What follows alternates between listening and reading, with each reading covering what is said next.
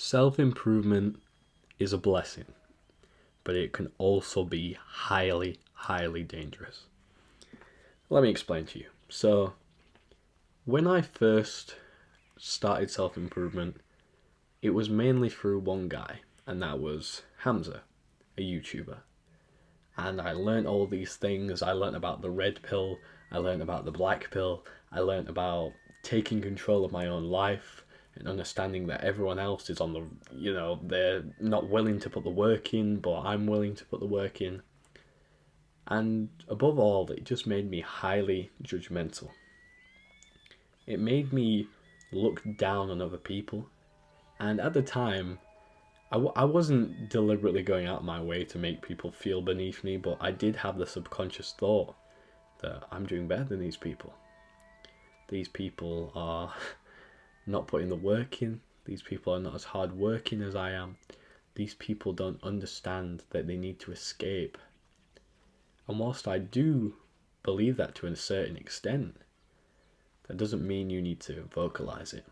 And I, at some points, did vocalize it. And I began judging people heavily, and consequently I have paid the price for it.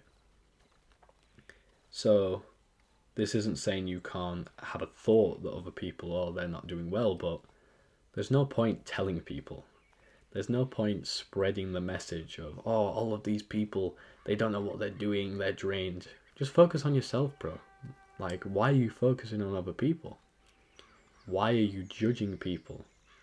Is it your insecurities that you're afraid people are going to point out, so you want to divert attention away from you? Come on, bro. That's not the way to go about self-improvement. Self-improvement starts with yourself. Learn to focus on yourself.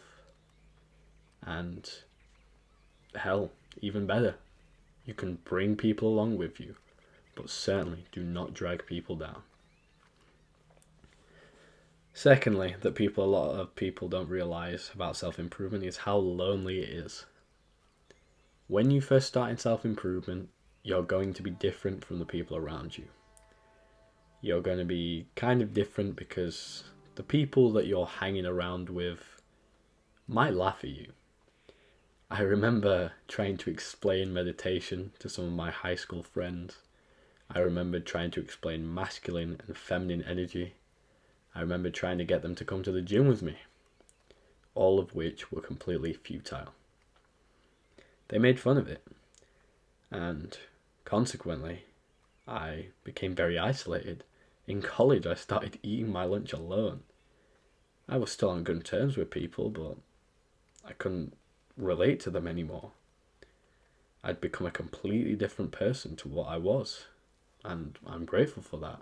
I'm grateful for the time that I had with my friends, but there was no point sticking around with people I couldn't relate to. And I don't think a lot of people are prepared for that, because you're suddenly going from going online with your friends, going on Discord, playing games all the time, to it's just you. You go to the gym by yourself, you're meditating alone, you're journaling your thoughts. All it is just you. And that can be very depressing sometimes. So you do obviously have to make the effort to make new friends, meet new people, find people, even if it's through online, that you can relate to now. Because if you don't, get used to solitude. The third thing I wanted to talk about is having the wrong mindset with self-improvement, and I think a lot of this comes down to the age of people that get on self-improvement. Now, I don't think that people or guys from the age of like 10 years old to like 15, 16 years old should be on self-improvement. Because at that age, they're extremely impressionable, and they're going to absorb every little bit of what Andrew Tate says or what Hamza says or whoever, Iman Gadzhi, and think, oh yes, I need to do that. Now in your, I was going to say adolescent years, which links to the Netflix series that I was watching called Adolescence, which I agree with some bits of that show, other bits I don't agree with, but At the end of the day, I don't think young teens should be on self-improvement and talking about red pill and calling people brokies. Because, like I said, when I started self-improvement, I became very judgmental, and luckily I was able to get out of that, but it was not as severe as what a lot of other people get into. They end up just isolating themselves and become very toxic and start hating women and things like that. And I think that's what we have to be careful of. If you have like a younger sibling who's on saying these on self-improvement, like you see all those videos of like young teens saying, oh, my friends are out drinking, but I'm working on my business and I'm going to be in Dubai. They probably think Dubai is a country and all this stuff. Like at that age, what was I doing? I was playing Minecraft with my friends. I was going out and playing football.